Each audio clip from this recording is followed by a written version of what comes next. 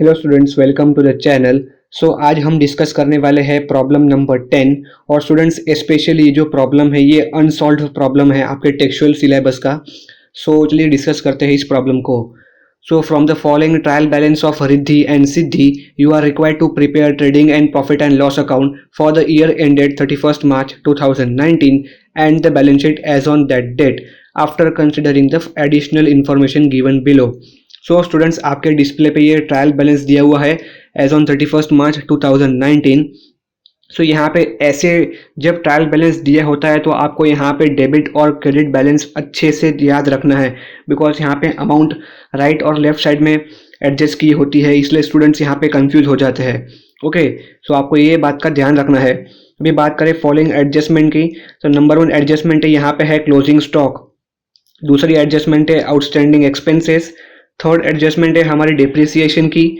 Fourth adjustment है हमारी prepaid insurance, जो कि प्रीपेड एक्सपेंस होता है हमने पे करते हैं वो। और फिफ्थ एडजस्टमेंट है हमारी uninsured goods destroyed by fire. Students, यहाँ पे फिफ्थ एडजस्टमेंट अनइंश्योर्ड गुड्स है। यहाँ पे लिखा है goods of ₹3,000 destroyed by fire and insurance company rejected the claim fully.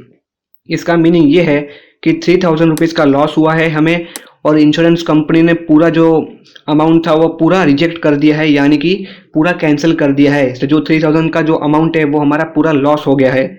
Okay, यहाँ पे इसे हम कहेंगे uninsured goods destroyed by fire.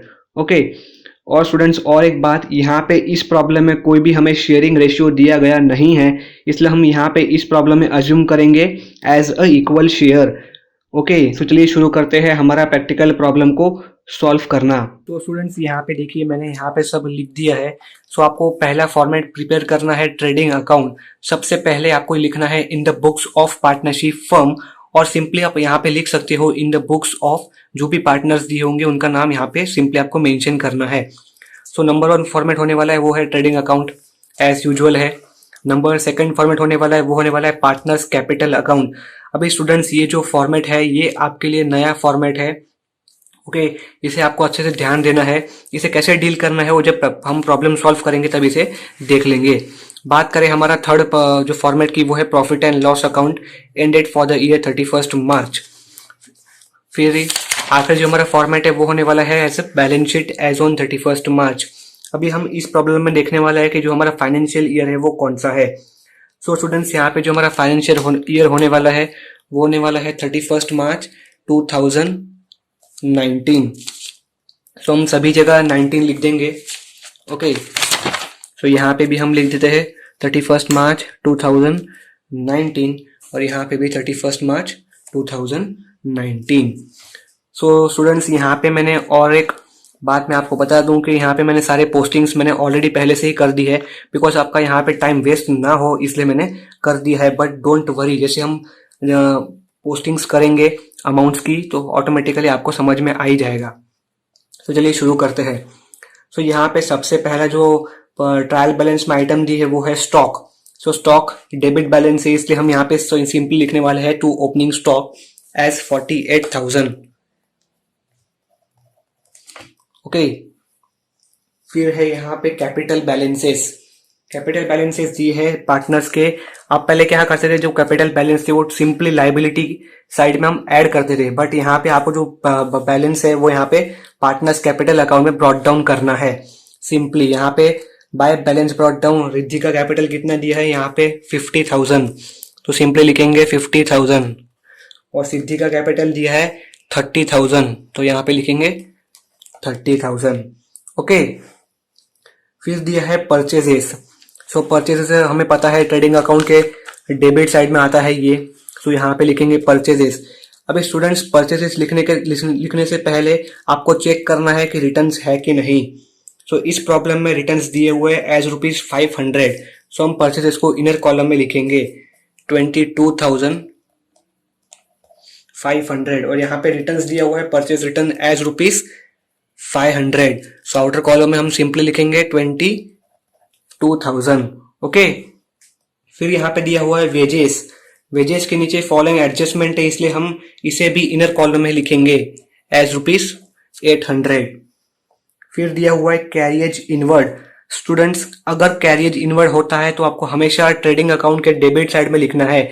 अगर कैरियज आउटवर्ड होता है तो आपको हमेशा लिखना है प्रॉफिट एंड लॉस अकाउंट के डेबिट साइड। और अगर सिंपली आपको कैरियज दिया होगा तो आपको वापिस ट्रेडिंग अकाउंट के डेबिट साइड में ही लिखना है। इस बात का आप अच्छे से ध्यान रखें। सो कैरियर इनवर्ड दिया हुआ है 1000 रुपीज, सो हम सिंपली आउटर कॉलम में लिखेंगे 1000 रुपीज। ओके, फिर दिया है सन्ड्री क्रेडिटर्स। सन्ड्री क्रेडिटर्स हमारे लिए होती है लाइबिलिटी, इसलिए बैलेंस शीट के लाइबिलिटी साइड में लिखेंगे एज सन्ड्री क्रेडिटर्स। यहाँ पे कितनी अमाउंट है? 27,600। फिर दिया है बिल्स पेबल। बिल्स पेबल भी हमारे लिए लाइबिलिटी होती है, सो हम यहाँ पे लिखेंगे बिल्स पेबल एज ₹20,000। फिर यहाँ पे दिया है cash in hand. So cash in hand हमारे लिए होता है asset, so cash in hand की वैल्यू दी है यहाँ पे 2850। ओके, फिर दिया है यहाँ पे इंश्योरेंस। इंश्योरेंस होता है हमारे लिए एक्सपेंस, सो यहाँ पे हम लिखेंगे इंश्योरेंस। इस प्रॉब्लम में कोई इंश्योरेंस की एडजस्टमेंट है, सो यहाँ पे एडजस्टमेंट है, इसलिए हम इसे इनर कॉलम में लिखेंगे एज 1200। ओके, फिर आगे लिखा है सन्ड्री डेटर्स। सन्ड्री डेटर्स हमारे लिए होता है एसेट, इसलिए हम एसेट साइड में लिखेंगे सिंपली आउटर कॉलम में, because there is no adjustment. लिखेंगे सिंपली यहाँ पे 32,000। फिर लिखा है बैंक ओवरड्राफ्ट। बैंक ओवरड्राफ्ट हमारे लिए लाइबिलिटी होती है, सो इस लिखेंगे यहाँ पर एज ₹18,000। फिर यहाँ पे लिखा है कैरियज आउटवर्ड। जैसे कि मैंने पहले ही बताया था, कैरियज आउटवर्ड अगर रहेगा तो प्रॉफिट एंड लॉस अकाउंट के डेबिट साइड में लिखेंगे एज कैरियज आउटवर्ड। अमाउंट कितनी दी है यहाँ पे? अमाउंट है 900 रुपीज, सिंपली आउटर कॉलम में लिखेंगे 900। फिर है land and building. Land and building हमारे लिए होता है एसेट, सो हम यहाँ पे लिखेंगे इनर कॉलम में, बिकॉज देयर इज एडजस्टमेंट।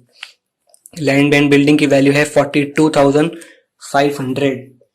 फिर है फर्नीचर, ये भी होता है एसेट, ये भी हम इनर कॉलम में ही लिखेंगे बिकॉज एडजस्टमेंट दी है नीचे एज ₹38,700। फिर दिया है सेल्स, सो सेल्स हम लिखेंगे ट्रेडिंग अकाउंट के क्रेडिट साइड में। पहले आपको देखना है कि सेल्स रिटर्न है कि नहीं, तो यहाँ पे सेल्स रिटर्न दिया हुआ है, इसलिए हम इनर कॉलम में लिखेंगे सेल्स की वैल्यू 47,000 और रिटर्न्स करेंगे लेस। रिटर्न्स कितना है? रिटर्न्स यहाँ पे ₹400। ओके, सो आउटर कॉलम में इसकी वैल्यू आएगी 46,600। ओके, फिर यहाँ पे दिया हुआ है रेंट। अभी स्टूडेंट्स यहाँ पे रेंट दिया हुआ है क्रेडिट साइड में, इसे प्रॉफिट एंड लॉस अकाउंट के क्रेडिट साइड में लिखेंगे एज बाय रेंट, बिकॉज हमें यहाँ पे रेंट रिसीव हुआ है, इसलिए हम सिंपली लिखेंगे 1,800। फिर दिया है बैड डेट्स, ये दिया है डेबिट साइड में, इसलिए यहाँ पे सिंपली लिखेंगे डेबिट साइड में टू बैड डेट्स 300। फिर दिया है आरडीडी, ये दिया है क्रेडिट साइड में, इसलिए हमें आरडीडी यहाँ पे रिसीव होने वाली है एज ₹350। फिर दिया है डिस्काउंट, यहाँ पे डिस्काउंट दोनों बैलेंस दिए हुए, debit balance as well as credit balance, इसे दोनों तरफ लिखेंगे। यहाँ पे डिस्काउंट अलाउड हुआ है, कितने रुपए का अलाउड हुआ है हमें डिस्काउंट? 700 का, लिखेंगे 700। और यहाँ पे डिस्काउंट हमें रिसीव हुआ है, कितने रुपए का हुआ है? 1000 रुपीज का, तो लिखेंगे 1000 रुपीज। ओके, अभी है ट्रैवलिंग एक्सपेंसेस। डेबिट बैलेंस है 250, एक्सपेंस है इसलिए सिंपली हम इसे लिखेंगे इनर कॉलम में, बिकॉज यहाँ पे एडजस्टमेंट दी है 250।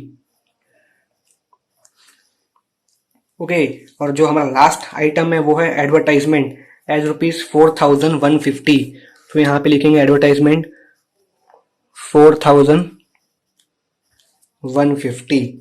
ओके, सो स्टूडेंट्स हमारी सारी पोस्टिंग्स हो चुकी है ट्रायल बैलेंस की। अब हम जानेंगे फॉलोइंग एडजस्टमेंट।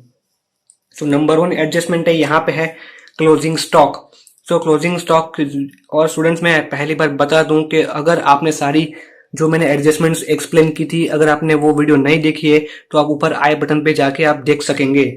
ओके, सो यहाँ पे पहली एडजस्टमेंट है क्लोजिंग स्टॉक ₹48,700। सो पहला इफेक्ट हमेशा होगा ट्रेडिंग अकाउंट के क्रेडिट साइड में एज बाय क्लोजिंग स्टॉक कितना है यहाँ पे 48,700। दूसरा इफेक्ट होगा बैलेंस शीट के एसेट साइड में एज ए क्लोजिंग स्टॉक, यहाँ पे भी लिखेंगे हम 48,700।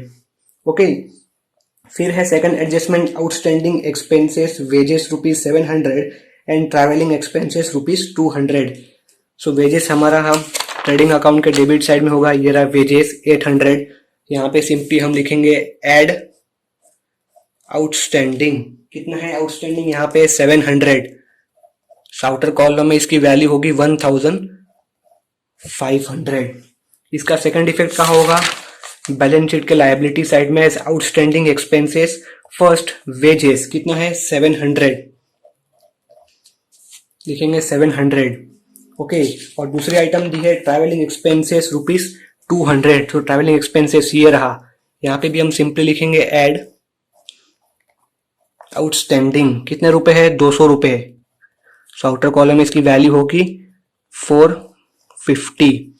ओके, और इसका सेकंड इफेक्ट कहाँ होगा, वापिस वहां ही होगा, आउटस्टैंडिंग एक्सपेंसेस ट्रैवलिंग एक्सपेंसेस ₹200। तो जो आज आउटर कॉलम में इसकी वैल्यू होगी वो होगी 900।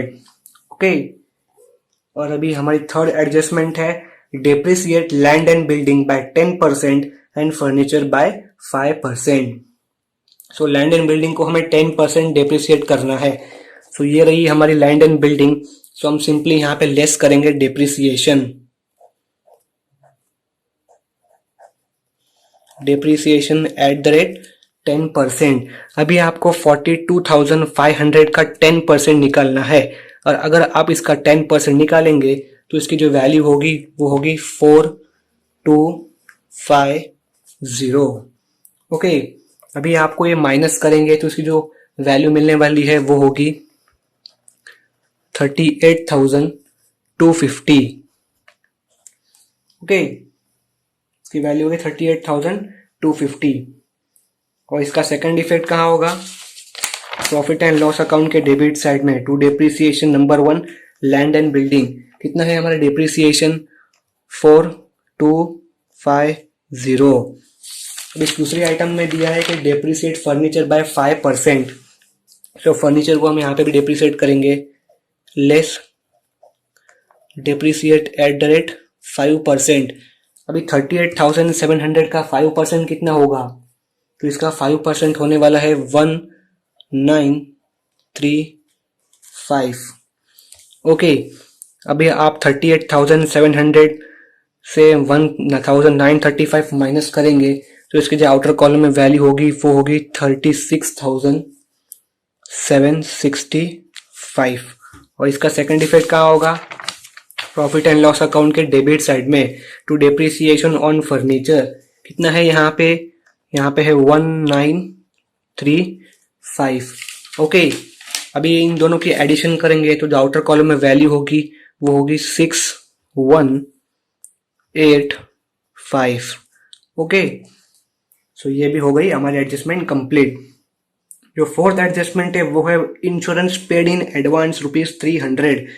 जो इंश्योरेंस था वो पहले ही भर दिया हमने, सो इसलिए ये हमारे लिए होगा प्रीपेड। तो इसलिए हम इसे सिंपली माइनस करेंगे यहां से इंश्योरेंस में से, लेस प्रीपेड।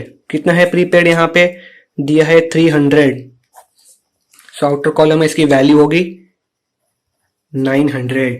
राइट, अभी इसका सेकंड इफेक्ट क्या होगा, बैलेंस शीट के एसेट साइड में, बिकॉज हमने पहले ही भर दिया इसलिए ये हमारे लिए एसेट होता है, इसलिए हम यहाँ पे लेस करेंगे एज ₹300। ओके, सो ये भी थी हमारी एडजस्टमेंट। और नंबर 5th एडजस्टमेंट है goods of ₹3,000 destroyed by fire and insurance company rejected the claim fully. यहाँ पे पूरा कैंसिल हो चुका है, इसलिए पहला इफेक्ट होने वाला है ट्रेडिंग अकाउंट के क्रेडिट साइड में as by goods destroyed by fire account. कितने रुपए के गुड्स डिस्ट्रॉयड हुए, सो वो हुए 3,000 रुपीज को, यहाँ पे सिंपली लिखेंगे 3,000। और दूसरा इफेक्ट कहाँ होने वाला है, तो दूसरा इफेक्ट होने वाला है प्रॉफिट एंड लॉस अकाउंट के डेबिट साइड में। सो यहाँ पे देखिए प्रॉफिट एंड लॉस अकाउंट के डेबिट साइड में यहाँ पे लिखा है to loss on fire account, तो यहाँ पे भी लिखेंगे 3,000 रुपीज। सो हमारी एडजस्टमेंट कंप्लीट हो चुकी है। सो हमने सारी एडजस्टमेंट कंप्लीट कर दी। अभी करते हैं टैली का प्रोसीजर। अभी स्टूडेंट्स आपको क्या करना है, ट्रेडिंग अकाउंट के क्रेडिट और डेबिट बैलेंस देखने हैं और यहाँ पे देखना है कि कौन सी साइड बड़ी है। So according to my observation यहाँ पे जो क्रेडिट ट्रेडिंग अकाउंट की क्रेडिट साइड है ये ज़्यादा बड़ी है, तो इसलिए हम इसके टोटल करेंगे। ओके, तो चलिए इसके टोटल करते हैं। सो 46,600 प्लस 3,000 प्लस 48,700 आप तीनों का एडिशन करेंगे तो इसकी जो वैल्यू होगी वो होगी 98,700। यहाँ पे भी हम सेम लिखेंगे एज 98,700। अभी आपको डेबिट बैलेंस के टोटल करना है और 98,700 से सिंपली माइनस कर देना है। अगर आप माइनस करेंगे तो जो हमारा ग्रॉस प्रॉफिट निकलेगा वो निकलेगा 25,800। ओके, अभी क्या करना है, इस ग्रॉस प्रॉफिट को प्रॉफिट एंड लॉस अकाउंट के क्रेडिट साइड में ओपन करना है, यानी कि बाय ग्रॉस प्रॉफिट हमें ब्रॉट डाउन करना है। कितने रुपए का ग्रॉस प्रॉफिट था हमारा, वो था 25,800। अभी वापिस इस सम में हमें एडिशन करनी है। यहाँ पे देखना है कौन सी साइड बड़ी है। तो यहाँ पे अकॉर्डिंग टू माय ऑब्जर्वेशन यहाँ पे भी क्रेडिट साइड ही बड़ी है। अगर आप क्रेडिट साइड से टोटल करेंगे तो इसका जो वैल्यू होगी वो सिंपली होने वाली है 28,950। यहाँ पे भी लिखेंगे 28,950। ओके, अभी स्टूडेंट्स आपको क्या करना है, वापस डेबिट साइड की बैलेंस जितनी भी बैलेंस है उनको एडिशन करनी है और 28,950 से माइनस करना है। अगर आप ये करेंगे तो इसकी जो वैल्यू होगी यहाँ पे वो होगी 12,365। राइट, अभी इस प्रॉब्लम में बताया गया है कि जो प्रॉफिट शेयरिंग रेशियो वो दिया ही नहीं है, इसलिए हम यहाँ पे इक्वल अज्यूम करेंगे, इसलिए इसको भी सेम मिलेगा और सिद्धि को भी सेम मिलेगा। इसलिए हम 12,365 को डिवाइड बाय 2 करेंगे तो इसका जो आंसर है वो आएगा 6183 और इसका भी 6182। ओके, तो यहाँ पे देखिए, यहाँ पे बोलोगे कि यहाँ पे 3 यहाँ पे 2 कैसे आया। तो स्टूडेंट्स यहाँ पे आपको एडजस्ट करना है, जो 0.5 होता है यहाँ पे वो आपको यहाँ पे राइट साइड में लेफ्ट साइड में एडजस्ट करना है। अभी इसको क्या करते थे आप, डायरेक्ट लाइबिलिटी साइड से माइनस करते थे 11th स्टैंडर्ड में, बट आपको ये जो अभी नेट प्रॉफिट है वो यहाँ पे सिंपली पार्टनर्स कैपिटल अकाउंट के क्रेडिट साइड में ब्रॉट डाउन करना है। यहाँ पे रिद्धि का करेंगे एज 6183 और यहाँ पे सिद्धि का करेंगे 6182। भी हमको यहाँ पे टोटल करनी है दोनों की, तो यहाँ पे लिखेंगे 56,183 और यहाँ पे 36,182। यहाँ पे भी सेम लिखेंगे, यहाँ पे कोई भी बैलेंस ऊपर नहीं दिया है, यहाँ पे सिंपली 2 बैलेंस कैरिड डाउन करेंगे इसी अमाउंट को एज 56,183 और 36,182। यहाँ पे भी सेम लिखेंगे।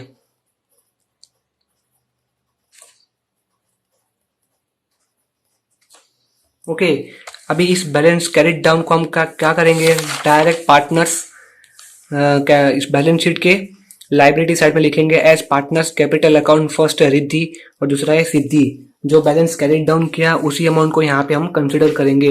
तो यहाँ पे रिद्धि की बैलेंस थी 56,183 और यहाँ पे थी 36,182। अभी आपको दोनों का एडिशन करना है। अगर आप एडिशन करेंगे तो इसकी जो वैल्यू आने वाली है आउटर कॉलम में वो होगा 92,365। ओके, अभी आपको करना है टैली का प्रोसीजर। अभी सारे जो आइटम्स उनको एडिशन करना है और आपका जो बैलेंस शीट टैली होगी वो होगी 1,58,865। यहाँ पे भी सेम लिखेंगे 1,58,865। ओके, सो स्टूडेंट्स हमने सारा प्रॉब्लम कंप्लीट कर दिया है। सो ये था आपका प्रॉब्लम। ओके, और सारी एडजस्टमेंट्स आपको ऐसे ही डील करना है। सो स्टूडेंट्स चलिए मिलते हैं हमारे नेक्स्ट प्रॉब्लम में।